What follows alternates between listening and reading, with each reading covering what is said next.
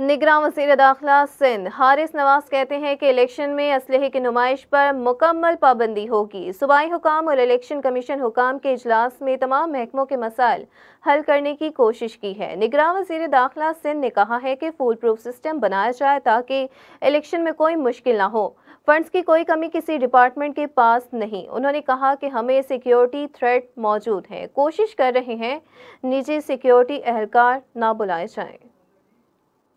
Even schools کے جو وہاں پر شارٹ فال تھی، پرابلم تھی، مینٹیننس کی ایڈمنسٹریٹو پرابلم تھی، اس کے لیے بھی 2 سے 3 بلین روپیز کیبنٹ نے بڑی فراخ دلی سے چیف منسٹر سندھ نے اپروو کر دیا۔ 4.7 الیکشن کمیشن کی طرف سے پاکستان یہ ہمارے سندھ کو 1.5 ملے تھے، 3 یہ ہیں تو ٹوٹل 4.5 بلین ہو گئے، یہ بھی دے دیے گئے ہیں۔